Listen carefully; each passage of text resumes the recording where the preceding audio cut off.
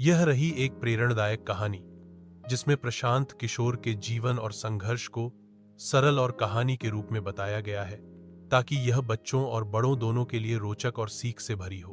कहानी: चुपचाप सोचने वाला लड़का। प्रशांत किशोर। बिहार के बक्सर जिले में एक छोटे से गांव में एक लड़का रहता था। नाम था प्रशांत। वह ज्यादा बोलता नहीं था, लेकिन उसकी आंखों में एक गहराई थी, जैसे वह दुनिया को अलग नजरों से देखता हो। माँ बाप चाहते थे कि वह डॉक्टर बने, लेकिन प्रशांत को समाज को बदलने का जुनून था।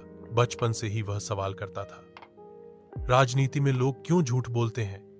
नेता चुनाव जीतने के बाद गायब क्यों हो जाते हैं? उसके सवालों का जवाब किताबों में नहीं था, लेकिन जिंदगी ने उसे सिखा दिया। प्रशांत किशोर ने विदेश जाकर पब्लिक हेल्थ की पढ़ाई की और बड़े बड़े संगठनों में काम किया, लेकिन उसका मन भारत के गांवों, खेतों और सड़कों में ही अटका रहा। उसे लगता था कि बदलाव वहीं से शुरू होगा। एक दिन उसने एक साहसिक फैसला लिया। विदेश की नौकरी छोड़कर भारत लौट आया। वह सीधे नेताओं के बीच नहीं गया, बल्कि उनकी सोच को बदलने की कोशिश शुरू की। उसने एक नई चीज शुरू की, चुनावों में डेटा और रिसर्च का इस्तेमाल। 2014 में जब नरेंद्र मोदी प्रधानमंत्री पद के उम्मीदवार थे, प्रशांत किशोर ने उनके लिए रणनीति बनाई। टीवी पर जो चमकदार विज्ञापन दिखते थे, जो रैलियां करोड़ों लोगों को जोड़ती थीं, उनके पीछे प्रशांत की चुपचाप की गई मेहनत थी। इसके बाद उन्होंने बिहार में नीतीश कुमार, पंजाब में कैप्टन अमरिंदर सिंह, आंध्र प्रदेश में वाईएस जगनमोहन रेड्डी और बंगाल में ममता बनर्जी के लिए भी चुनावी रणनीतियां बनाई। और हर बार उन्होंने ये साबित किया कि विचार, प्लानिंग और जनता की नब्ज को समझना सबसे बड़ा हुनर है।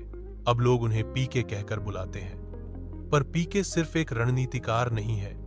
वह एक सपना देखने वाला लड़का है, जो सोचता है कि भारत सिर्फ नारों से नहीं, नीतियों से बदलेगा।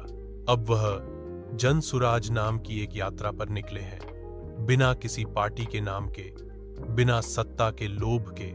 वह लोगों से मिलते हैं, सुनते हैं और एक बेहतर बिहार और भारत की नींव रखने का प्रयास कर रहे हैं। सीख: बोलना जरूरी नहीं, सोच सही हो तो दुनिया बदल सकती है। प्रशांत किशोर ने यह दिखा दिया कि बिना मंच पर आए भी आप इतिहास रच सकते हैं।